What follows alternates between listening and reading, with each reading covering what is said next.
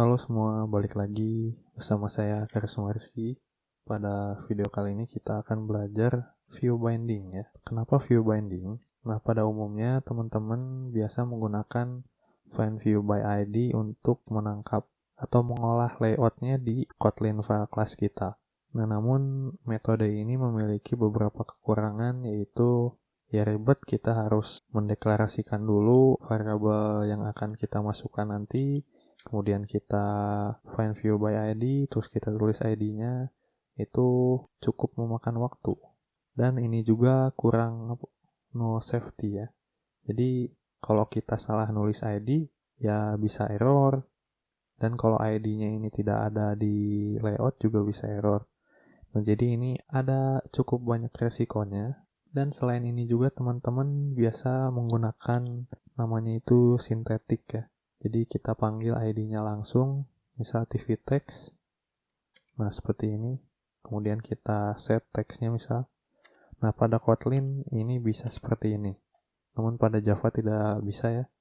Namun saya telah baca-baca bahwa di Kotlin versi terbaru nanti, nggak tahu sudah rilis atau belum, synthetic Kotlin ini bakal deprecated alias nggak bisa dipakai lagi. Nah, jadi ini semakin menguatkan kita untuk menggunakan view binding. Jadi langsung saja kita terapkan pada project ini. Kita ke build Gradle yang modul app. Kemudian, nah kita tambahkan di dalam kurawal Android ini view binding enable sama dengan true. Nah, ini jika teman-teman Android Studio-nya di bawah versi 4.0. Tapi kalau Android Studio teman-teman versinya di atas 4.0, teman-teman gunakan build features.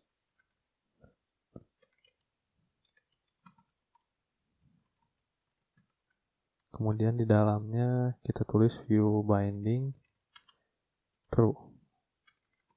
Nah, karena di sini saya menggunakan Android Studio versi 4.0, jadi saya menggunakan yang build features ini. Kemudian kita synchronize now.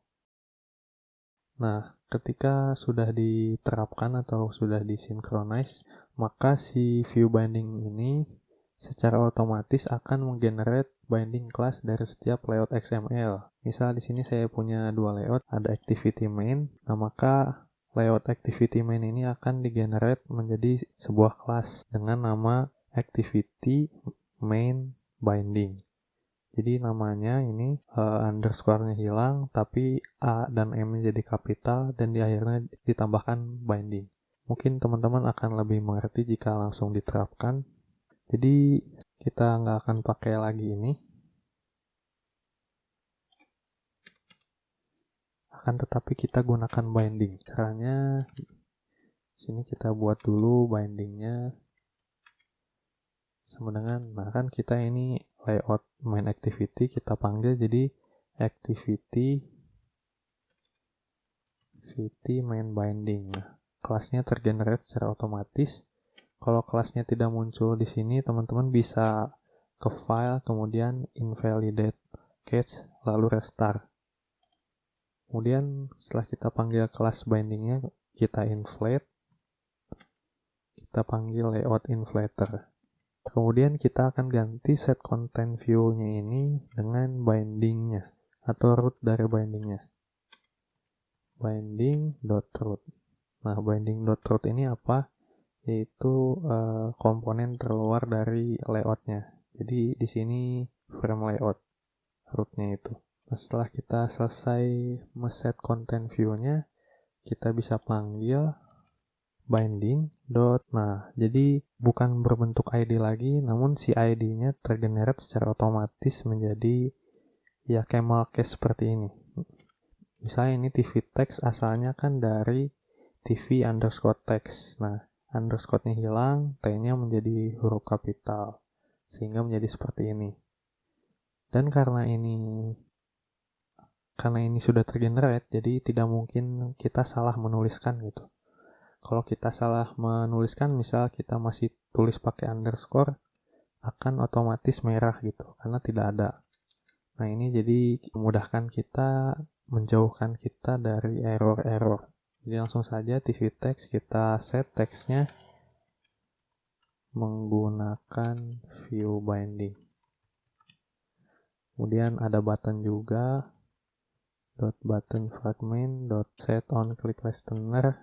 Nah kemudian show fragment. Kemudian kita coba jalankan.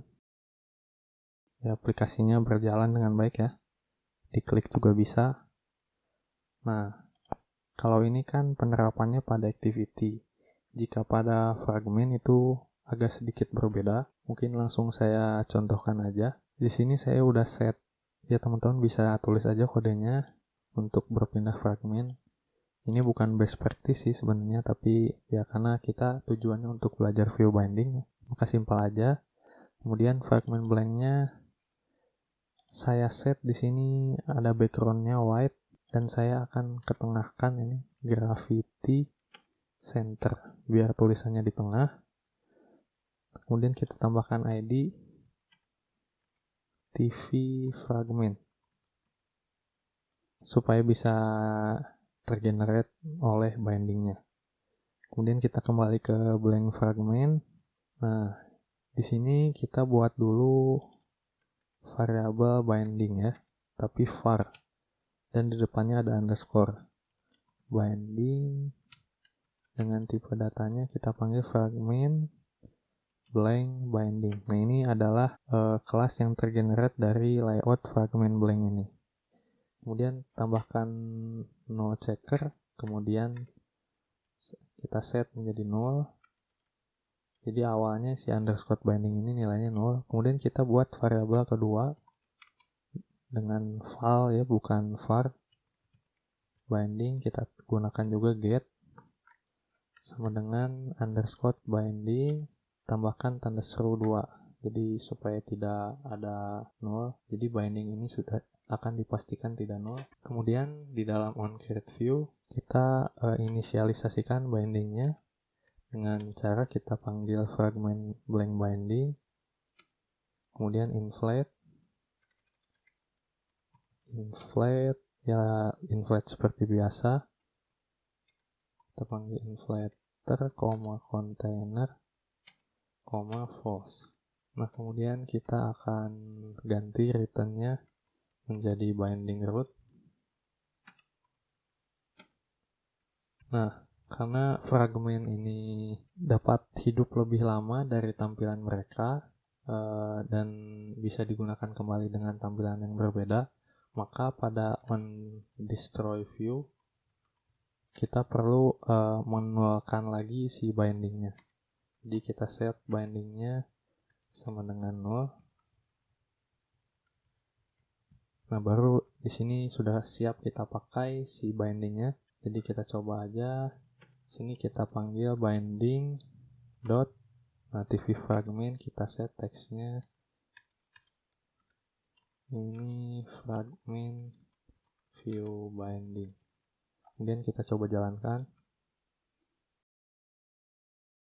Kita klik open fragment, nah kan si teksnya berubah sesuai dengan binding yang kita lakukan. Oh ya, ada satu lagi juga triknya. Misal jika komponennya ada banyak, kan ribet juga kalau kita ini tulis binding dot id-nya, binding dot id-nya. Jadi ada caranya sebenarnya, kita bisa gunakan apply. Jadi binding dot apply, kemudian di dalamnya kita tinggal panggil misal TV text. Nah jadi kita tidak perlu binding dot lagi. Tapi saya akan gunakan ini aja biar jelas. Kemudian nah ini binding juga bisa digunakan untuk include layout ya. Di sini saya akan coba buat layout resource file. Untuk include-nya saya akan buat include text view.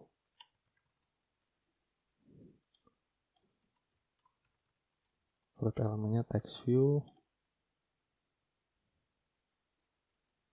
Saya akan ganti jadi wrap content. Kemudian ini juga wrap content.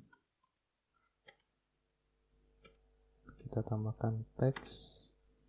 Teksnya ya ini include. Ya percuma sih, nanti kita akan set juga teksnya. Dan kita tambahkan ID di sini. TV include text.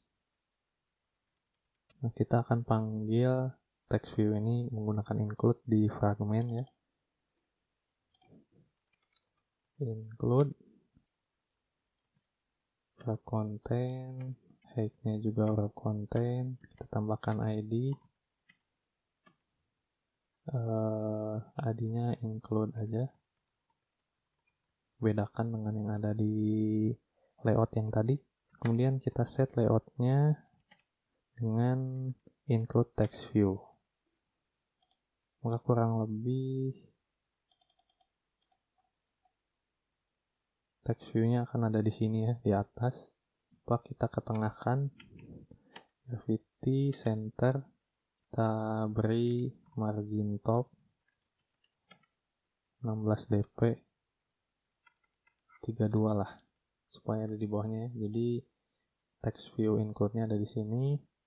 Nah, kemudian kita bisa atur ini lewat binding. Jadi caranya kita panggil binding, kemudian panggil ID include-nya, yaitu include text. Kemudian kita panggil ID yang ada di dalam layout include-nya. Kemudian kita set text-nya. Bisa jadi ini menggunakan view binding untuk include. Kemudian kita jalankan. Nah, bisa juga ya teksnya berubah. Dan yang terakhir ini juga bisa bekerja, maksudnya bukan bisa bekerja, bermanfaat kalau kita buat layout landscape ya. Jadi misal kita ke fragment blank, kita buat layout landscape-nya, kita ke design. Jadi caranya kita klik ini yang rotate ini, kemudian kita create landscape variation. Nah, maka akan tergenerate di sini yang land-nya ini dan yang portraitnya seperti ini dengan komponen yang sama. Nah, misal di sini saya akan hapus komponen yang ada di landscape. Jadi saya akan hapus TV fragment di landscape.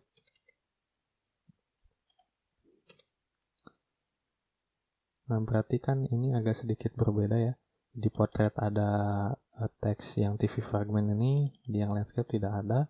Nah, maka di blank fragment, nah maka akan ada warning ini. Only save or null asserted calls are allowed on nullable reserve of type text view. Nah, di sini jadi kita bisa tambahkan null pointer. Nah, jadi ketika kita jalankan, nah ini posisi potret ada, dan ketika di rotate teksnya akan hilang tanpa error. Ya, hilang teksnya, ini HP-nya nggak ikut ini. Nah, jadi ini sangat bermanfaat ya, mencegah kita dari null exception dan sejenisnya, dan generate class-nya ini mungkin bisa dibilang real time gitu. Misal di sini kita ganti ID-nya ya. Si TV fragment ini misalnya jadi TV fragment 1. Kemudian kita ke blank fragment, maka akan langsung otomatis error. Bagusnya di sini. Kan kalau kita dengan find view by ID itu kadang kalau ID-nya berubah, di sininya nggak akan merah gitu karena ya random aja ID-nya. Jadi itu cukup riskan ya. Kita kembalikan lagi. Ya mungkin cukup sekian untuk tutorial dari view binding. Nah, ini teman-teman bagusnya kedepannya pakai view binding aja. Karena ya cukup simpel dan sangat-sangat aman. Dan karena ada kabar sintetik Kotlin tidak bisa digunakan lagi, ya hijrahnya ke sini. Ya mungkin cukup sekian. Sekian dari saya. Jangan lupa subscribe untuk terus mendukung channel ini. Kita berjumpa di tutorial lainnya.